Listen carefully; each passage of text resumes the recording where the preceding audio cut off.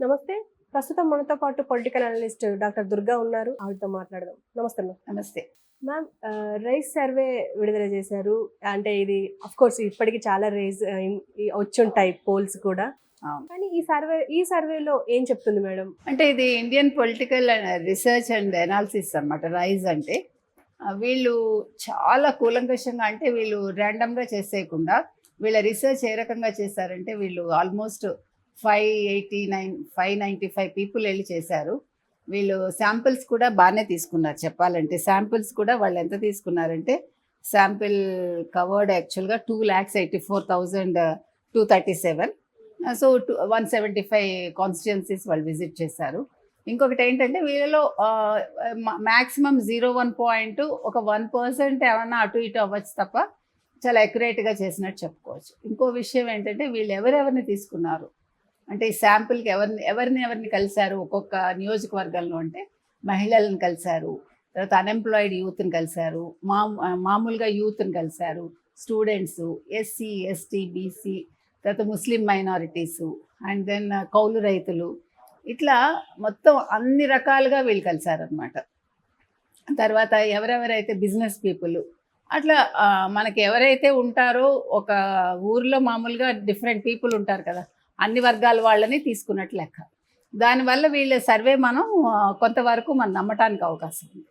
వీళ్ళు ఏం చెప్పారంటే, ఇంచుమించు మనకి వీళ్ళు ఎంత చెప్పారు ఇక్కడ పర్సంటేజ్ ముందు చూసుకుంటే, వీళ్ళు 54 వైఎస్ఆర్సీపీకి 54-68 అన్నారు, టీడీపీకి 82-94.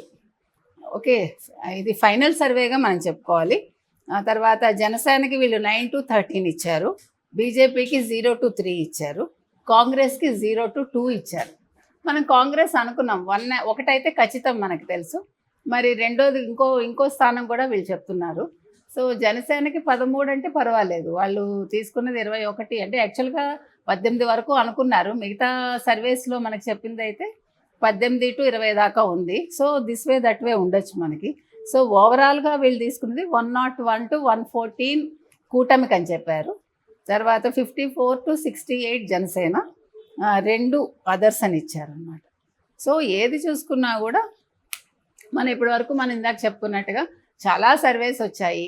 ఏ సర్వేస్ చెప్పినా కూడా ఇప్పుడు వీళ్ళు 114 అంటే మనకి ఆర్టీవీ వాళ్ళు కూడా ఇంచుమించు ఇట్లానే ఇచ్చారు, 123 దాకా ఇచ్చినట్టున్నారు, 111-123 ఏదో చెప్పారు వాళ్ళు.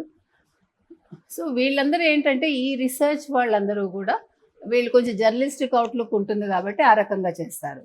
అయితే ఇంటెలిజెన్స్ సర్వే మనకు వచ్చింది 145/23 వచ్చింది. సో ఇంటెలిజెన్స్ సర్వే కూడా ఇంకా అక్యురేట్గా ఉండొచ్చు. ఈ సర్వేస్ ఏవి తీసుకున్నా కూడా వీళ్ళని మనం నమ్మటానికి కొంతవరకు అవకాశం ఉంది. ఇప్పుడు మీకు లాస్ట్ టైం మీరు 2019లో యాక్చువల్గా ఎవరు ఊహించలా తెలుగుదేశం ఓడిపోతుందని. అక్కడ ఏం జరిగిందంటే, మనకి ఓడిపోవటానికి కొంచెం నెగ్లిజెన్స్ ఉంది. తెలుగుదేశం వాళ్ళు అంటే జగన్మోహన్ రెడ్డి అప్పుడే వచ్చారు, అంత నమ్మలేదు ఎవరు ఫస్ట్. నేను అంటే వాళ్ళు జగన్మోహన్ రెడ్డిని చూడలా. యాక్చువల్గా షర్మిల పాదయాత్ర, ఒక్క ఛాన్స్ అనేది, అండ్ దెన్ రాజశేఖర రెడ్డి కొడుకు ఆయన, ఇవన్నీ చూసి సర్లే ఒక ఛాన్స్ ఇద్దాం, ఏం చేస్తాడో కుర్రాడు అన్నట్టుగా ఇచ్చారు. కానీ ఈసారి అది ఆ భ్రమలు తొలగిపోయాయి. ఈసారి వాళ్ళు భయపడుతున్నారు. యాక్చువల్గా మీరు చూస్తే ఎంత గుండాగిరి అండి, అసలు ఎంత అన్యాయం అంటే, అసలు నిన్న మీరు చూసారో లేదో ఎన్ని రకాలు జరుగుతున్నాయంటే, నిన్న రాత్రి ఇది ఎక్కడది కుప్పం దగ్గర ఎక్కడో చిత్తూరు జిల్లా, అది భలే పేరు కూడా ఏదో పాలెం అనమాట. అక్కడ డబ్బులు పంచడానికి వచ్చారు వైసీపీ వాళ్ళు. వస్తే మహిళలు అడ్డుకున్నారు, మీరు ఎందుకు మాకు పంచుతున్నారంటే ఆవిడని కొట్టడానికి వచ్చారు. మొత్తం ఊరు తిరగబడింది, నువ్వెందుకు మాకు డబ్బులు ఇస్తున్నావు అని అడిగారు. ఇది చాలా మెచ్చుకోదగ్గ విషయం కదండి. కామ్గా డబ్బులు తీసేసుకుని వాళ్ళు ఎవరికైనా ఓటు వేయచ్చు, కానీ వాళ్ళు ఎదిరించారండి. అంటే ఈసారి ఇంకో ముఖ్యమైన విషయం ఏంటంటే మనం చెప్పుకోవాల్సింది, ఈసారి ఎన్నికల్లో మహిళలు తిరగబడతారండి. దానికి రీజన్ ఏంటంటే, జగన్మోహన్ రెడ్డి ఏం చెప్పారు, మద్యపాన నిషేధం చేయకపోతే మీరు నన్ను నిలదీయండి, నేను మీ ముందుకి రాను అన్నాడు కదా, వచ్చిన నిలదీయమన్నాడు. మద్యపాన నిషేధం చేశాడండి ఆయన, చేయలేదు. ఇంకొకటి రేట్లు పెంచాడు, అడ్డమైన బ్రాండ్లు తీసుకొచ్చాడు. అసలు ఎంత ఘోరం అంటే, ఈసారి ఆడవాళ్ళు ఎందుకు ఖచ్చితంగా వెయ్యరంటే, వాళ్ళు చాలా కోపంగా ఉన్నారు. వాళ్ళ పుస్తలన్నీ కూడా ఇప్పుడు మార్వాడి కొట్లలో ఉన్నాయి, లేకపోతే వాళ్ళ దగ్గర ఉన్నాయి అమ్మేసి. అందుకని నువ్వు చెప్పిందేంటి చేసిందేంటి ఆ కోపంలో మాత్రం ఈసారి మహిళా ఓట్లు అయితే ఖచ్చితంగా జగన్మోహన్ రెడ్డికి పడవండి. మగవాళ్ళు కూడా వెయ్యరు. ఎందుకంటే వాళ్ళకి ఇప్పుడు 4,000 మీరు పెన్షన్ ఈయన అన్నారు కదా ఎవరు మన చంద్రబాబు నాయుడు. మీకు ఇంకో అంటే ఎంత సిల్లీగా ఉన్నారంటే జగన్మోహన్ రెడ్డి కానీ సజ్జల కానీ, సజ్జలు అంటాడు ఆయన 4,000 ఇస్తానంటున్నాడు వెళ్ళి తీసుకోండి అంటే ఒక చిన్నపిల్లాడు కోపం వచ్చి అంటాడు చూడండి ఆ రకంగా మాట్లాడుతున్నాడు. అంటే ఒక మెచ్యూరిటీ లేకుండా వెళ్ళి తీసుకోండి అన్నట్టుగాను వెళ్ళి తీసుకోరా అంటాం కదా పిల్లల్ని. That is the way he's talking. ఇంకా జగన్మోహన్ రెడ్డి అంటాడు ఎలా ఇస్తారు, నాకేమో 76,000 కోట్లే నా వల్ల కావట్లేదు, 1,50,000 కోట్లు ఎలా ఇస్తారు, ఆయన ఒక చిన్నపిల్లాడి తంతులో ఆయన కంప్లైంట్ చేస్తున్నాడు. సో వీళ్ళు ఇంకొక విషయం మీరు గుర్తిస్తే అభివృద్ధి గురించి మాట్లాడుతుంటే అసలు ఎంత సిల్లీగా మొన్న ఒక ఛానల్కి ఇచ్చిన ఇంటర్వ్యూలో మీరు చూశారు. అటు చేపలు పట్టడం అంటే ఎలా పట్టాలి నేర్పిస్తాట చేయబట్టుకుని. అసలు ఎంత దరిద్రం అండి. ఒక ముఖ్యమంత్రి మాట్లాడాల్సిన మాటల జనాలు నవ్వుకుంటున్నారు, ట్రోల్ చేస్తున్నారు. సో ఇటువంటి వ్యక్తిని మళ్ళీ అసలు ఆంధ్రప్రదేశ్ ప్రజలు ఎన్నుకుంటే వాళ్ళ భవిష్యత్తు ఏమవుతుందో ఆలోచించండి. అసలు ఈ పథకాలు అనేవి ఏమైనా రక్షిస్తాయా మనుషులు? పథకాలు ఉండొచ్చు ఎంతవరకు.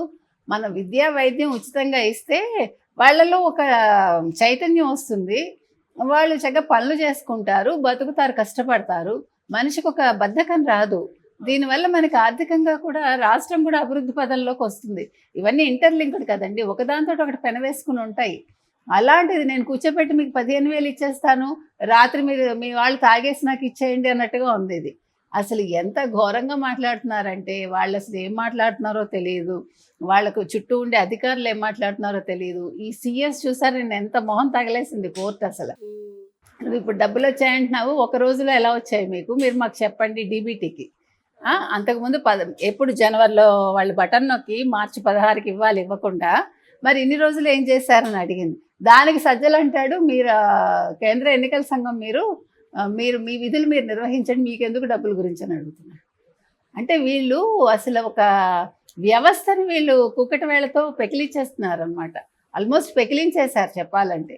సో మీకు పోలీస్ వ్యవస్థ పనిచేయట్లే, ఇప్పుడు ఒక వ్యక్తి కింద పనిచేస్తున్నాయి, ఏ వ్యవస్థలు పనిచేయట్లేదండి ఆంధ్రప్రదేశ్లో. ఓన్లీ గూండాగిరి లేకపోతే కొట్టడాలు. మన ప్రభుత్వ ఉద్యోగుల్లో ఒక మినిస్టర్ బెదిరించాడు మీరు చూశారు. అట్లా దీన్ని అన్నీ చూశాక ఇప్పుడు ఈ సర్వేలు కనుక కరెక్ట్ అయితే ఆంధ్రప్రదేశ్ ప్రజలైతే ఆనందంగా ఉంటారండి. వాళ్ళు ఇప్పుడు ఆలోచించి ఓటు వేసుకోవాలి, లేకపోతే వాళ్ళకి భవిష్యత్తు అయితే లేదు. వాళ్ళు ఇంకా మళ్ళీ భ్రమల్లో పడిపోయి ఈ 9 నవరత్నాలు ఇచ్చేస్తాడు మనకి, ఆ నవరత్నాలు వాళ్ళకి ఒక 9 రాళ్ళు వాళ్ళని ఎత్తిన పడేస్తాడు అంతే. ఇంకా ఆంధ్రప్రదేశ్ ఇప్పటికే అప్పులమయమైంది, ఇంకెక్కడ అభివృద్ధి అనేది లేదు. పరిశ్రమలు తీసుకురాడు. ఆయన దృష్టిలో అభివృద్ధి అంటే పోర్టులు కట్టడాలును విమానాశ్రయాలు కట్టడాలు మొన్న ఆయన చెప్పింది.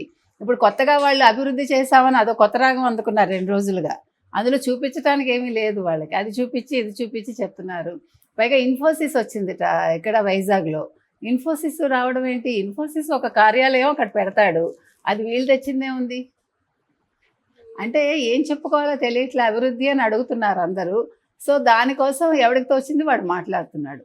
సో ఏ రకంగా చూసుకున్నా మీకు ఈ రైస్ సర్వే కావచ్చు, మిగతా సర్వేలు కావచ్చు, మనం నమ్మచ్చండి, అంతవరకు చెప్తాను నేను. సో చూద్దాం మరి, మనకి ఇంకా ఎంత 2 రోజులకు వచ్చాం మనం. ఎంతవరకు అంటే ప్రజల మీద ఎంతవరకు ఈ సర్వేలు ఎఫెక్ట్ చూపెట్టచ్చు? సర్వేల ఎఫెక్ట్ 100% అయితే ఉండదండి. ఒక 50-60% ఖచ్చితంగా నమ్ముతారు.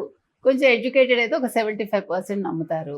మిగతా వాళ్ళు ఇప్పుడు వాళ్ళు పట్టించుకునేది ఒకటేనండి, ఎవడొస్తే ఏంటి అనేది కొంతమందిలో ఉంటుంది, లేదు వచ్చిన వాడు మనకి మంచిగా చూడాలి అని ఇంకొంతమంది అనుకుంటారు. సో ఇది రకరకాలుగా ఉంటుంది. మనం పల్స్ చెప్పలేం. ప్రజల నాడు ఎట్లా ఉంటుందంటే వాళ్ళు ఆ టైంకి తగ్గట్టు వాళ్ళు బిహేవ్ చేస్తారు. ఇవాళ ఉన్న మూడు రేపు ఉండదు, ఎల్లుండి వాళ్ళు ఏ రకంగా ఉంటారో తెలియదు. సడన్గా వాళ్ళు మొత్తం డెసిషన్ మార్చేసుకుని వేసేస్తారు.